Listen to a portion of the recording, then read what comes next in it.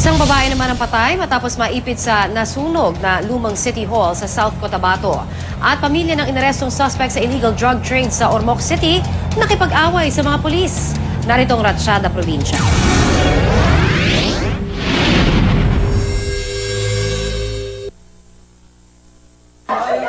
Sa Girian, nauwi ang pag-aresto sa isang suspect sa illegal drug trade sa isang buy-bust operation sa Ormoc City.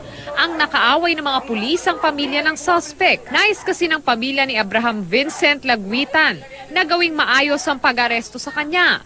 Paliwanag naman ng mga pulis, tinangkang tumakas ng suspect. Nabawi mula sa kanya ang marked money na ginamit sa operasyon at ilang sachet ng hinihinalang shabu. Hindi na naisalba ng mga bumbero ang babaeng ito matapos matrap sa nasunog na lumang City Hall ng Coronadal South Cotabato.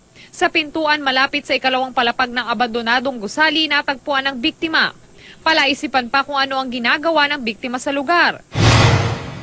Sa sunog din nasawi ang isang batang babae na natrap sa sarili nilang bahay sa Cebu City. Tiyempo pang wala ang magulang ng bata nang mangyari ang sunog. Wala namang nagawa ang tiyuhin ng biktima na nasa labas ng bahay noon. Inaalam pa ang sanhi ng sunog. Para sa unang balita, Von Aquino reporting.